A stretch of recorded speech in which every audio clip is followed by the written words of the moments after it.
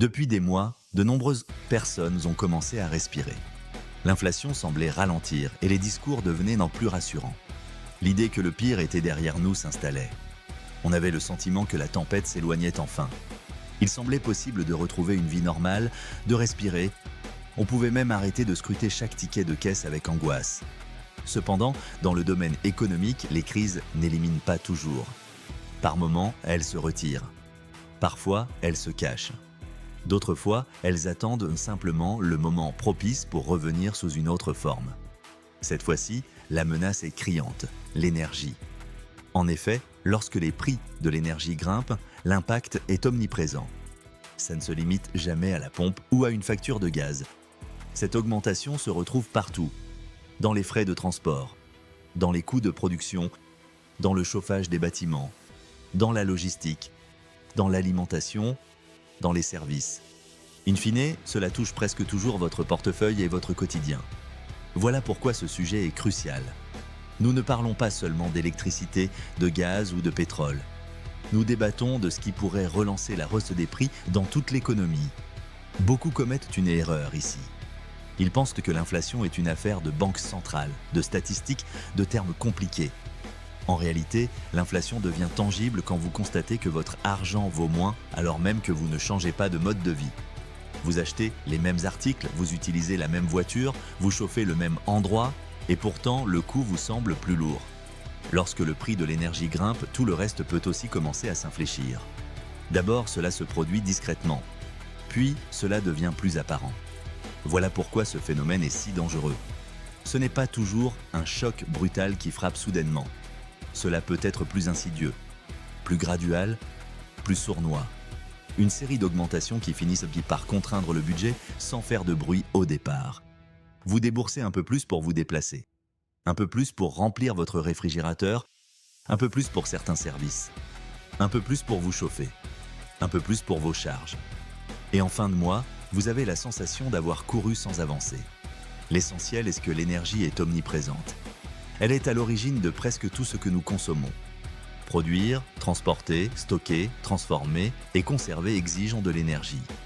Un agriculteur en dépend, un transporteur en dépend, une usine en dépend, un supermarché en dépend, un artisan en dépend. Donc, lorsque ces coûts augmentent, la pression se propage à travers toute la chaîne. C'est ainsi qu'une montée du coût de l'énergie peut provoquer une augmentation générale des prix. Ce qui est particulièrement inquiétant, c'est que ce risque réapparaît à un moment où de nombreux ménages sont déjà éprouvés. Éprouvés mentalement, éprouvés financièrement, éprouvés par les arbitrages, les réductions, les reports et les calculs incessants. Beaucoup de foyers n'ont plus de marge de manœuvre qu'auparavant. Ils possèdent moins de réserves, moins de flexibilité, moins de capacité pour encaisser un autre choc. En d'autres termes, même une légère remontée des prix peut être pénible si vous êtes déjà à bout. Et soyons clairs, l'impact ne sera pas le même pour tous. Les ménages les plus vulnérables sont souvent ceux qui dépendent énormément de leur voiture, vivent dans des logements mal isolés, ont peu d'économies de précaution et dont le budget est déjà absorbé par des charges fixes. Pour eux, le danger est immédiat, car ils ont moins d'espace pour encaisser, moins de flexibilité pour improviser, moins de possibilités de réduire le superflu, car il n'y a déjà presque plus de superflu. Voilà pourquoi les chocs énergétiques sont aussi socialement violents. Ils n'affectent pas seulement les marchés.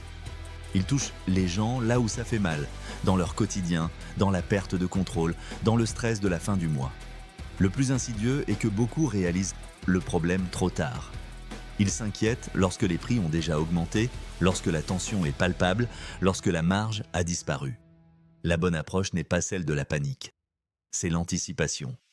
La première chose à saisir, c'est que vous ne maîtrisez pas le prix mondial de l'énergie. Aucun ménage ne peut contrôler cela. En revanche, vous pouvez diminuer votre vulnérabilité.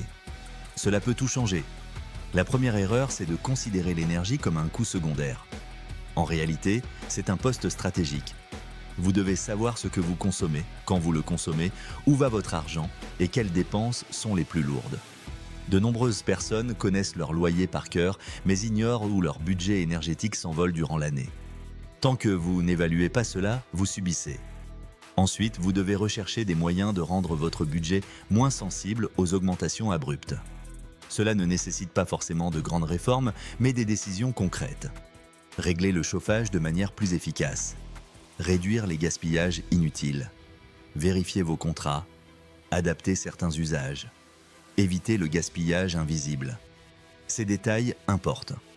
Dans un contexte tendu, les petits détails peuvent servir de bouclier. Il est également essentiel de cesser de penser que la protection nécessite uniquement des sacrifices colossaux. Parfois, la meilleure défense consiste simplement à éliminer les pertes inutiles. L'argent perdu aujourd'hui, cela représente une perte double, une fois immédiatement et ensuite si les prix augmentent encore. Un point crucial souvent négligé est l'épargne de précaution. Quand les prix grimpent, ceux qui n'ont pas de réserve voient chaque hausse comme une urgence. Et quand tout devient urgent, des décisions hâtives sont souvent prises. Des crédits à la consommation pour s'en sortir, des paiements fractionnés pour gérer des dépenses courantes, des choix pris par stress. Plus vous êtes en pression, plus vous paierez cher vos erreurs. Même une petite réserve peut faire la différence. Elle ne supprime pas le choc, mais elle vous procure du temps. Et en période de crise, le temps est une forme de pouvoir. Il faut également faire attention à une illusion répandue. Beaucoup pensent être peu exposés car ils roulent moins ou chauffent moins. Pourtant, l'énergie ne vous touche pas uniquement directement.